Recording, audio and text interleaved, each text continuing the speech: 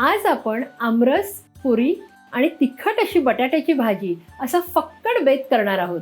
या पॅनमध्ये मी हा आंब्याचा पल्प काढून घेते. गॅस बारीकच करायचंय, साजूक तूप घालायचंय. एकदा सगळं मिक्स करून व्यवस्थित थंड करून घ्यायचं आहे.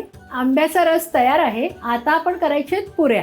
गव्हाचं पीठ घेतलेलं आहे, साखर घेतलेली आहे, चवीप्रमाणे मीठ घालायचंय, बारीक रवा घेतलेला आहे. थोडं थोडं पाणी घालून आपण घट्ट अशी कणिक मळून घ्यायची. हा जो गोळा मळलेला आहे तो आपण 15 मिनिटासाठी झाकून ठेवून द्यायचा आहे. आपण करणार आहोत गोडा बटाटा. अर्धा टीस्पून हिंग घालूया. कांदे बारीक चिरून घेतलेले आहेत.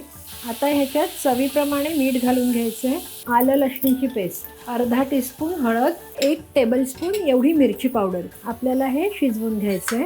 इथे मी 3 बटाटे घेतलेले आहेत, त्या आता आपण ह्या कांद्यात घालणार आहोत. आता हे मिक्स करायचंय. आता बटाटे बुडतील एवढं पाणी घालायचंय. मिक्स करूया. 3 शिट्या झालेल्या आहेत. आता हा कुकर थंड होण्यासाठी ठेवते. पुरीचं पीठ छान मुरलेलं आहे. आता आपण ह्याला थोडासा तेलाचा हात लावून पुन्हा एकदा मळून घेऊया. आता आपण पुरी लाटायला घेऊया. दोन्ही बाजूनी छान पुरी तळून झालेली आहे. आता काढून घेऊया. आता आपण प्लेटिंग करून घेऊया.